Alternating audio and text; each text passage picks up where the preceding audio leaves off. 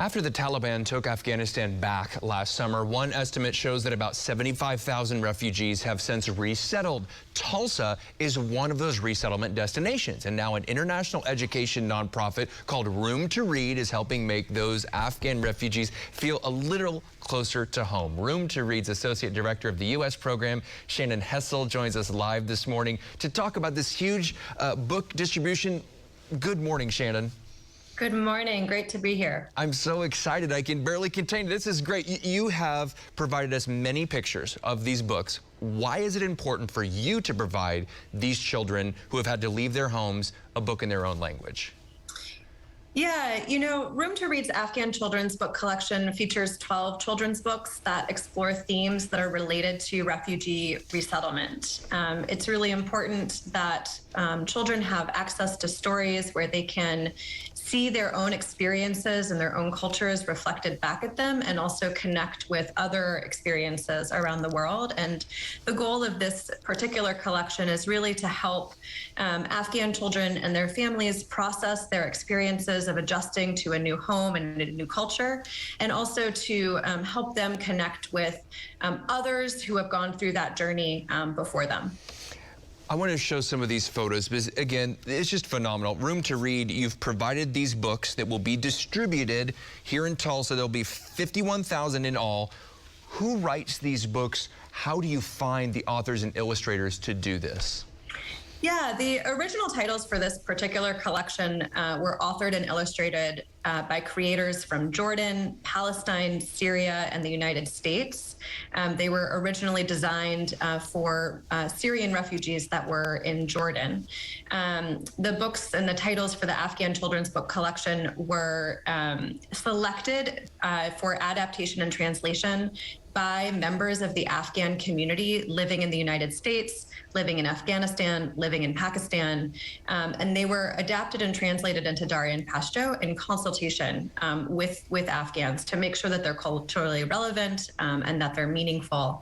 And Room to Read has a real focus on ensuring that we can identify local talent so that we are uplifting the voices and art of creators with real, authentic, lived experiences and voices to share. You all have been doing this at Room to Read, things like this, for over 20 years now. How do you keep a nonprofit going 20 plus years through a pandemic and through, honestly, very difficult refugee situations where these folks are coming from tough situations? There was just the earthquake in Afghanistan this morning. So many things happening. Yeah, Room to Read is an incredible, or comprises an incredible team of passionate, smart, committed team members from around the world who invest in this every day. And I think it's a testament to our team's dedication, certainly the mission, and the opportunity to see real tangible benefits when we're able to help create access to children's books for children who don't have them, and in languages and uplifting stories that they want to see and want to hear, but maybe aren't able to have access to. At this point, what can you tell us about when and where you're going to distribute these books in Tulsa, and kind of how that works, how you do this on such a large scale, your process? Yeah, so Room to Read is partnering with a number of different organizations, both nationally and locally, to make sure that books are able to get directly into the hands of Afghan children and families who have recently resettled.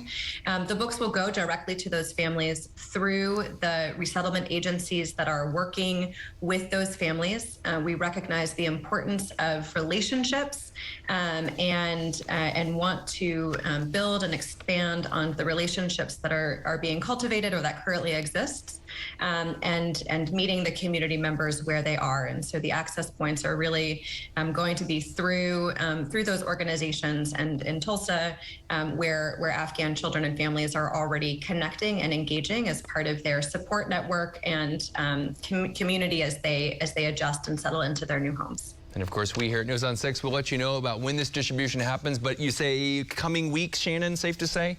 Yeah, I would say the next couple of weeks. Books are rolling off the presses, and then they have to get put onto trucks and shipped out to communities. So I would say the next couple of weeks, by early July. All right, Shannon, thank you so much. And of course, so many Afghan refugees have settled here in Tulsa. We appreciate your time. Thank you.